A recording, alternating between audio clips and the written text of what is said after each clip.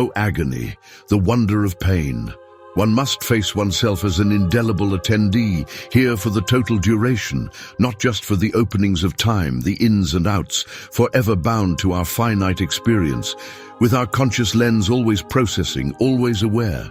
We must, at all times, watch and study the occurrences that happen to us, from casual events to the most crippling moments, remaining fully perceptive of these fragmented elements, as they break us and as they lift us. On this, don't our lives feel eternal to us, despite the end scheduled further down the line?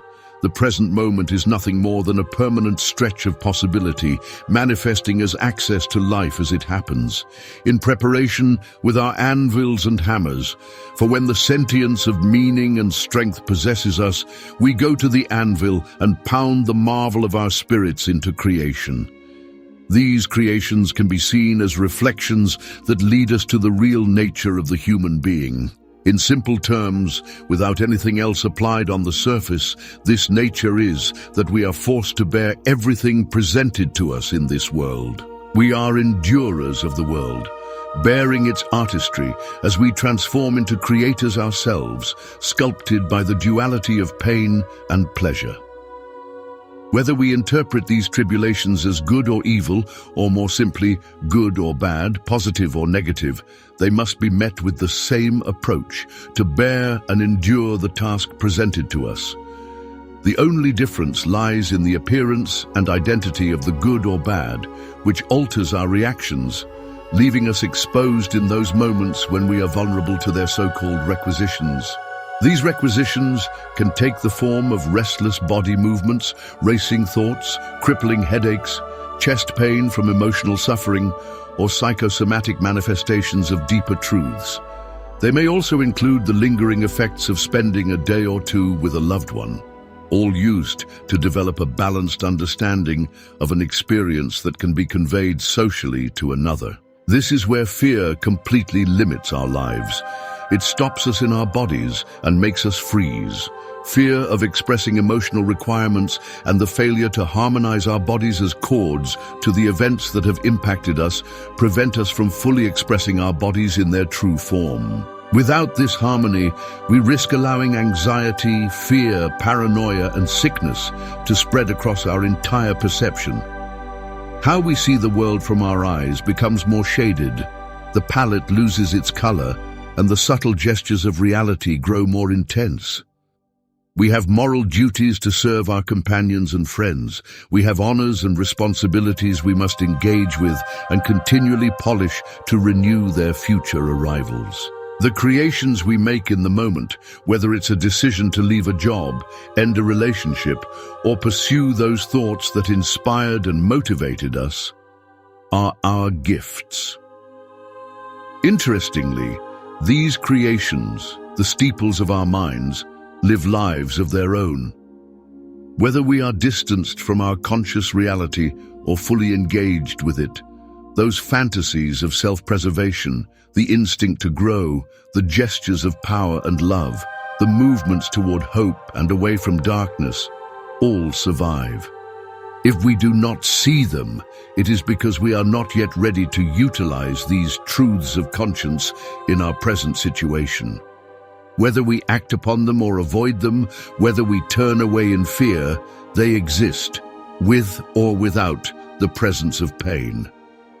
As with nature and our garments, we must cover our bodies from the elements, as they, too, can work against us. Whether we are sheltered or not, the weather continues to follow its true course upon us.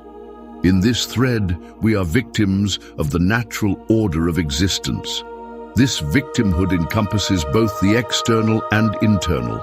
We have forces beyond us that we must engage with and protect ourselves from permanently. If we do not, we must simply suffer the consequences, or we can train ourselves to develop resilience, becoming as solid as stone when these challenges arise. But let us explore the agony we all know very, very well.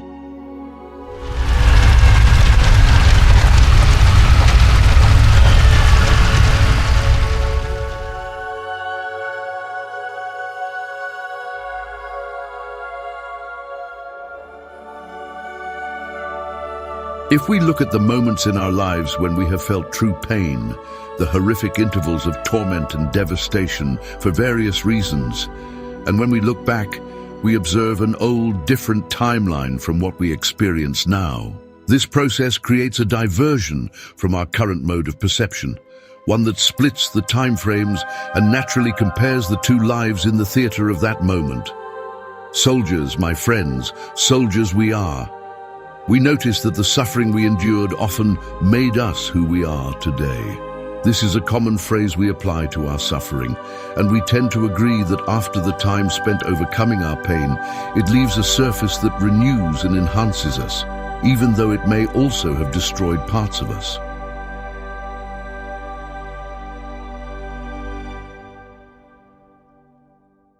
Yet notice how we are still alive. No matter the magnitude of the pain we have endured, our bodies, our eyes, our hands, our mouths, and our voices remain. No pain removes the essence of our being. We can still raise a fist, shout out, look upon the world, and watch it unfold. True, the suffering we've endured may have damaged certain aspects of our being. Sometimes we reflect and say, I used to be so much more. This is the timeline reference I mentioned earlier. We find ourselves gazing back at a time when we were not the same person. Perhaps we're looking at an old trait we had, like the ease with which we could make others laugh, a natural flair of confidence, or an ability to stay present and engaged, less trapped in thought. Whatever it is we're observing, in those moments of reflecting on a life prior to suffering, notice how the world we now inhabit has changed. We have traveled through a collection of multi-layered experiences, always finding ourselves in the midst of it all. These are things happening to us, not things we are actively creating. We now may find ourselves in a new world, in a new location, operating with a different system, after what may have been a reckless and wild journey or a bleak, tauntingly melancholic period. As we look back on the times we were crippled by pain and recognize how different we are now, it's true that the pain has dissolved, or perhaps it never truly left. It may be that our strength grew, allowing us to tolerate the suffering, or that the pain dispersed throughout our lives, and through acts of busyness, we no longer see the sickness as clearly. Yet despite all of this, the movement away from pain has led us to a state of calm. It may not be bright and sunny where we are, but we are inevitably calmer than we used to be, and stronger for that matter. Therefore, all true suffering becomes peaceful once it has been transformed into peace, which is always where pain must lead to. All the agony we once felt has flowed through various channels of our consciousness and lives, spreading evenly across different areas. Previously, everything was overwhelming and painful, but through this distribution, the suffering has now been integrated and eloquently balanced across different facets of our being. Here is where our nature and appearance unravel. This is the human identity. We seem to function that can embody the entirety of these channels, the moving monad, and the result, we are now at peace from this suffering. Justice has been served by our own ability to endure the depths of this agony. Serenity, therefore, is an arrival point from pain. As night grows cold, the day warms. As we suffer, we inevitably return to peace. Like the measurement of time, we observe its passing, watching the hand move from 12 to 12 again. As it rotates, so too are we in the same rotation. So the answer here is this: no matter the depth of suffering you feel or have felt, understand that by the laws of the earth and by your own inner laws, everything permitted to you, as it has come to be, will be renewed and transformed, circulating back as something new and esoteric for you to understand and wield as a source of strength. Remember, my friends, suffering leads us to peace.